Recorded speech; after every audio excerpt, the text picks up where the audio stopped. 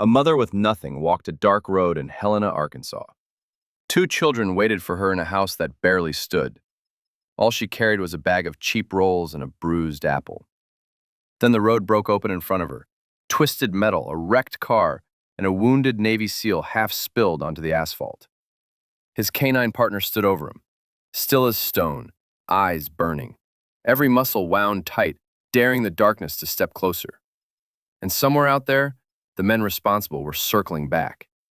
She had no safety net, no margin, barely enough food for her kids. She stopped anyway, pulled a bleeding stranger into her already fractured world. She had no way of knowing. Before dawn, that single decision would reshape everything for her and her children. Drop your city in the comments. We'd love to know where you're watching from. And if stories like this hit home, subscribe so you don't miss what comes next. Late June evening, Helena, Arkansas. The kind of southern night where the sun goes down, but the heat stays, low and heavy against the skin like a hand pressing you into place.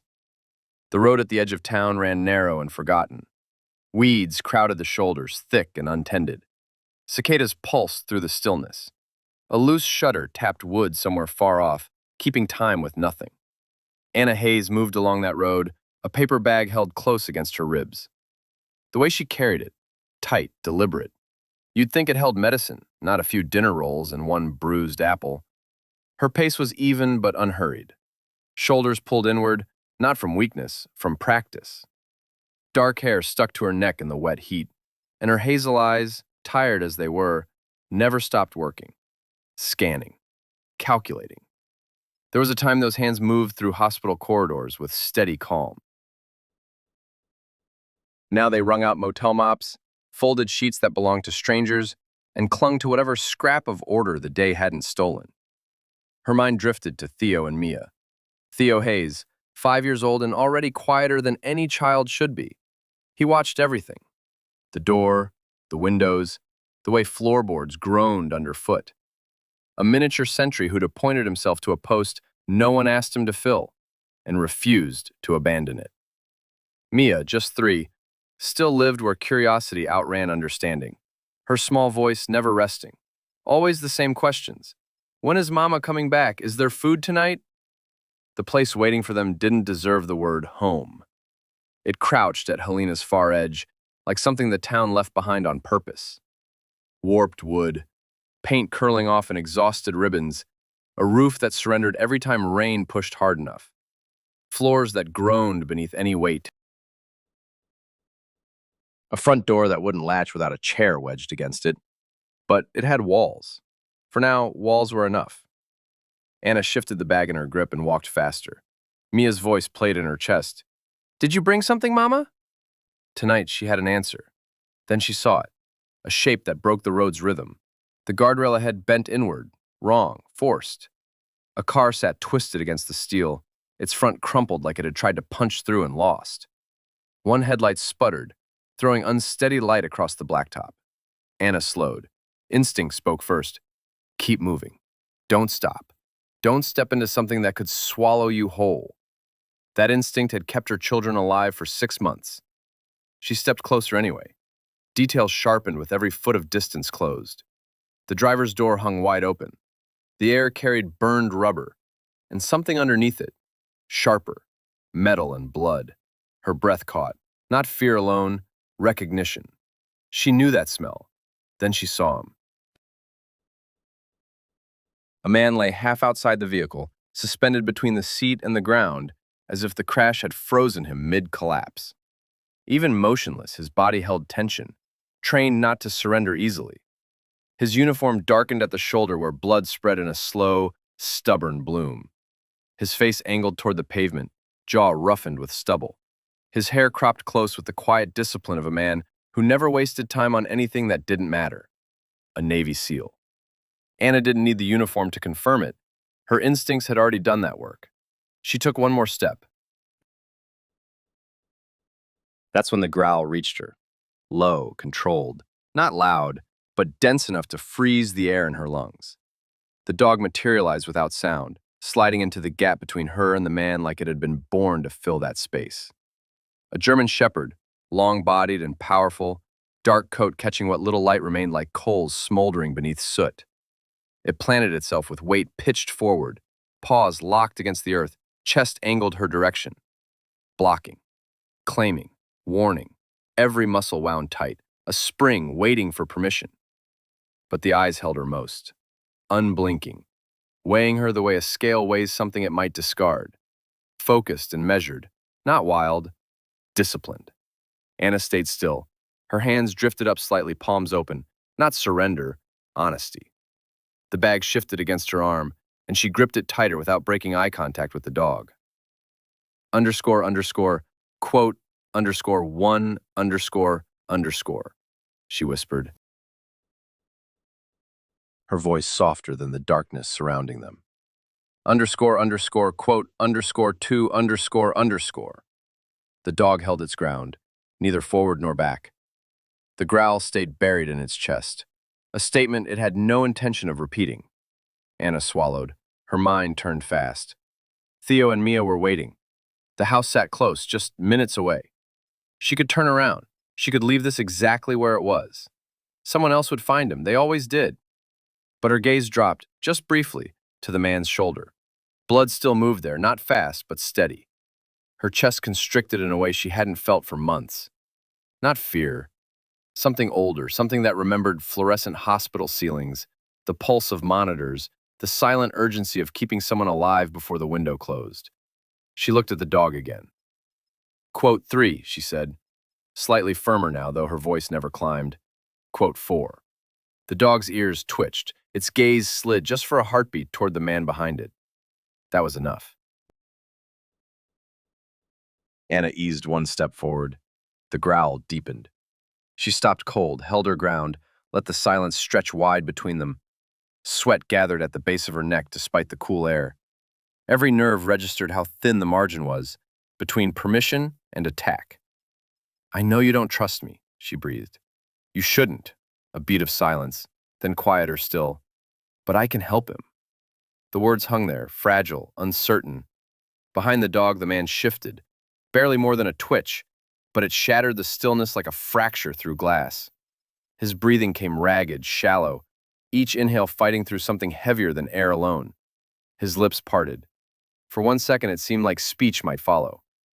Anna leaned closer, instinct overriding caution. The dog's body coiled tighter, but it didn't move. The man's voice emerged rough and half-formed, dragged from somewhere deep and unwilling. Quote 8. Quote, a pause, breath catching. Quote 9. Quote, Anna felt something shift, not in the dog, not yet, but in the invisible space binding all three of them together. Then the man forced one more sentence out, each word fracturing as it left him. Quote 10. His head dropped as strength abandoned him. Quote 11. And then he was gone again, pulled back under. Anna didn't breathe. The night pressed closer, and somewhere beyond the quiet road, hidden by distance and dark, something else was already moving, searching. She looked at the dog, at the man, then back toward the road that led home. Theo would be watching the door by now. Mia would be asking questions nobody was there to answer. Anna closed her eyes for half a second. When they opened, the hesitation had burned away. All right, she said softly, more to herself than anyone. And this time, she stepped forward. The door swung open before Anna could catch her breath. Mama! Mia's voice burst out, bright and desperate at once. Underscore, underscore, quote, underscore, 14 underscore, underscore, underscore. Anna crossed the threshold, shifting the man's weight just enough to keep him upright. The room felt smaller with him inside it. The air thicker, as though the house itself wasn't built to carry something this heavy. Theo froze the instant he saw the man. His eyes darted, blood, uniform, the dog planted just behind Anna. He said softer now. Anna kept her focus down. Mia shrank back when Buddy moved deeper into the room, her small fingers gripping the table's edge. The dog looks scary. Anna's voice went gentle, but her hands never stopped. Underscore, 19 underscore underscore. That was enough for Theo. He moved without hesitation. A chipped bowl, a damp rag, the small box they called a first aid kit. He carried each one over, set them down carefully, like he understood that seconds mattered. Behind him, Mia pulled at Anna's shirt. Mama, did you bring food? Anna didn't answer right away, just looked at her daughter for a beat. Theo's eyes went to the paper bag, then to his sister. No words. He pulled a roll from inside, tore it unevenly, placed the bigger half in her hand.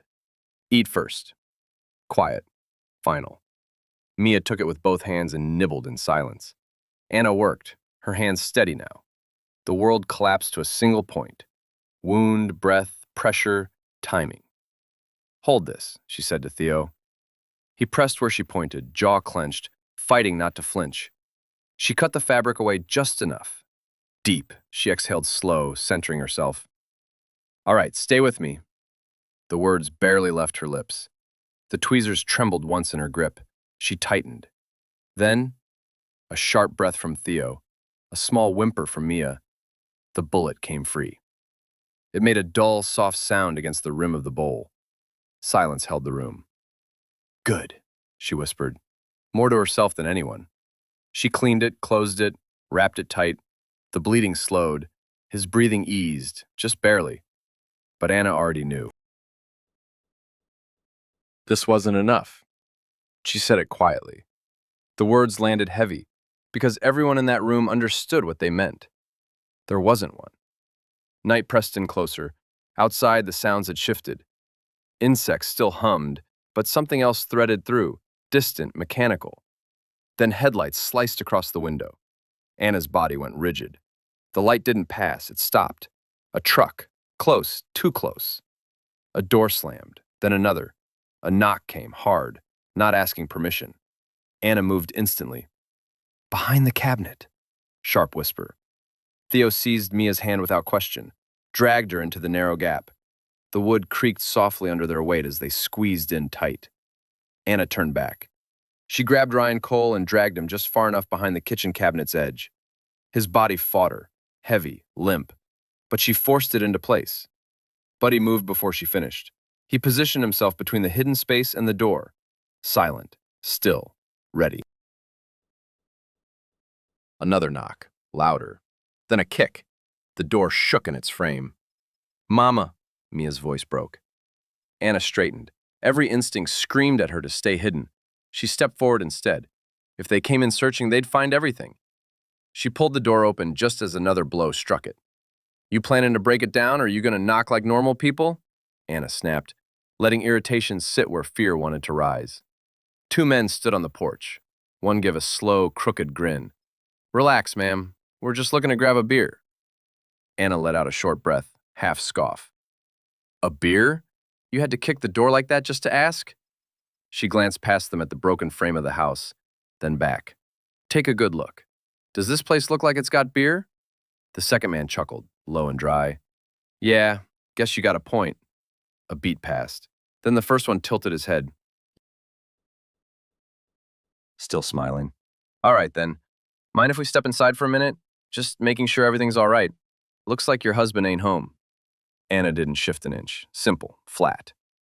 She gestured loosely behind her. His smile didn't fade. If anything, it sharpened. Won't take long, he said, already shifting his weight forward. The other one stepped in beside him, not asking anymore. They were coming in. And just as they started to push past her, something stepped forward from the dark behind her. Buddy moved, fast. That growl came from somewhere deep, low, thick, rolling through the doorway like a warning poured in concrete. He planted himself between Anna and the night, cutting the distance clean. Both men pulled up short. Damn, place like this and you still got a dog? One of them said, sizing Buddy up with something between suspicion and a grin. Anna let out a breath she barely meant.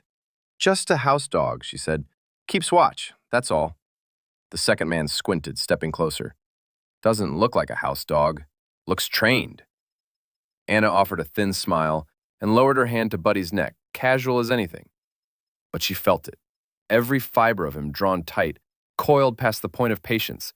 A spring wound one turn too many. She stroked him slow, steady, like he was nothing more than a family pet. Then barely a whisper, meant only for the space between them, __quote, _42, __. One more second of tension. Then, Buddy shifted. The growl dissolved. He sat, tongue out, tail swaying, lazy, dumb, harmless.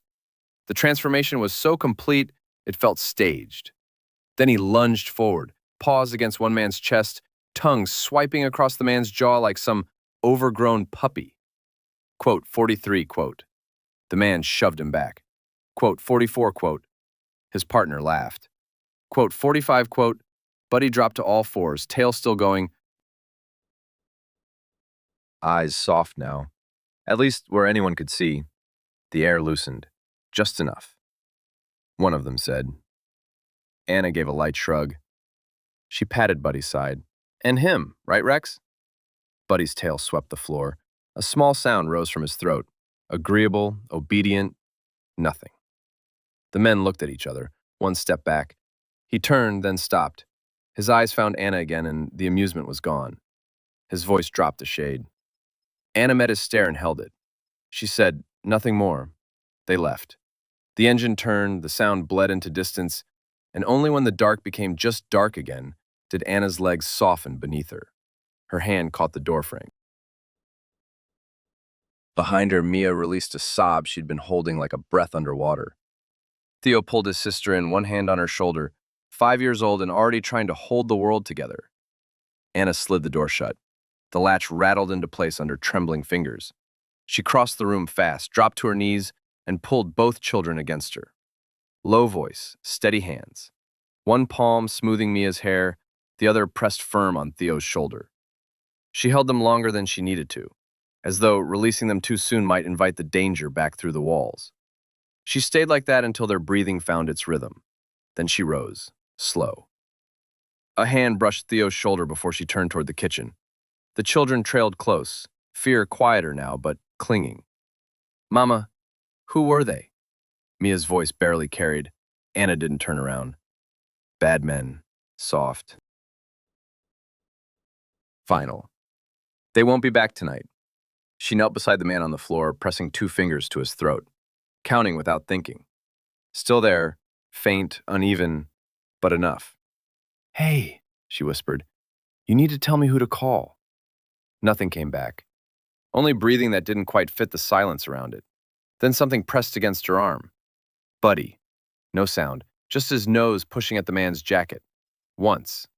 Then again, harder, deliberate. Anna watched him. You want me to look? She murmured. The dog didn't react, didn't stop either. She slid her hand into the pocket, careful and slow. Cold metal met her fingertips. She drew it out. A tag. She tilted it toward what little light the room had left.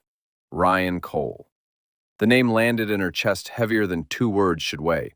Below it, canine partner. Buddy. Anna exhaled. Almost a laugh, tired and quiet and barely there. Her hand drifted down toward him. So that's your name? She said, softer now.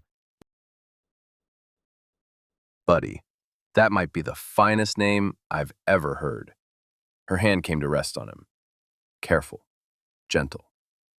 His tail swept side to side, slow and even. Sorry, boy. I had it wrong. She dug into the pocket again, more this time. Dog tags, a worn coin heavier than she expected. She turned it over. Numbers. A contact. Not the kind meant for ordinary calls. Anna stared at it for a long breath, then reached for the phone. Theo watched her from across the room. Who is he? Anna didn't look up. The line rang once, twice. A voice answered, calm but direct. Anna tightened her grip on the receiver. Silence followed, not empty silence, the kind that listens. The voice asked. She told him. She added quickly, a pause. The line went dead. Theo shifted his weight. Anna gave a faint nod. Time pulled itself thin. Every minute stretched past where it should have ended. Mia sat close now, leaning softly against her mother's side, quiet in a way that didn't belong to a 3-year-old. Theo stood by the window, not watching, but listening. Then came the lights. Not one set, several. They swept across the house, cutting through those thin walls like the walls weren't even there. Engines followed, low, controlled, no sirens. Anna rose slowly. This is them, she said. Theo didn't ask how she knew. The knock came firm and measured, nothing like before. Anna opened the door. Men moved inside quickly. Precise, their attention already fixed on the man behind her. No wasted motion, no raised voices. One of them, older, steady, carrying authority without displaying it, stopped in front of her for half a moment. Underscore, underscore, quote, underscore, 77, underscore, underscore, Anna nodded. His gaze swept the room. The worn furniture, the patched walls, the two children standing close together. Then he moved past her. Quote, 78, he said. They worked fast. Within seconds, Ryan was lifted, secured, assessed. Buddy stayed near, alert but steady, watching them like he already knew these were his people. As they carried Ryan toward the door, the dog followed, then paused. He turned his head and looked at Anna, then at the children. A quiet, even look. Then he moved again, leaping into the vehicle without hesitation. Outside, the night shifted under the weight of men who knew exactly what they were doing. The older man stepped back inside. His eyes found Anna again. Quote, 79, quote, he said. Not praise, acknowledgement. Anna crossed her arms, more to hold herself together than anything else. Quote, 80, quote. He nodded once, looked around again, slower this time. Quote, 81, he said. Anna let out a thin breath. Quote, 82. A brief pause, then he spoke again. Quote, 83. Theo stepped closer to her. Quote, 84. Quote, 85, he said. Mia looked up at her mother. Anna didn't answer right away. Her eyes moved across the room, the cracked walls, the chair propped against the door, the small table where meals were never quite enough. Everything they had, everything that had barely held together. Then she looked at her children and made the only choice that still made sense. Yes, she said quietly, we are. The ride passed in silence. The house disappeared behind them. No ceremony, nothing to mark its absence. They didn't stop for long. Another place, clean, still, lights that didn't flicker. A door that closed without needing to be forced. Mia stepped inside first, her fingers trailing along the wall. It's warm, she whispered. Theo lingered near the doorway, scanning the room like he was waiting for something to break. Anna came in last. The door closed behind her. For the first time in months, she didn't reach for something to brace against it. 5 days later, the knock sounded different. Not urgent, not sharp, just steady. Anna opened it. Ryan stood on the other side, not fully healed. She could read it in how he carried himself, careful with certain movements, but upright, present. Beside him, Buddy waited, calm, already familiar with the space as though he'd been there more than once. Behind her, Mia shifted closer, half hidden.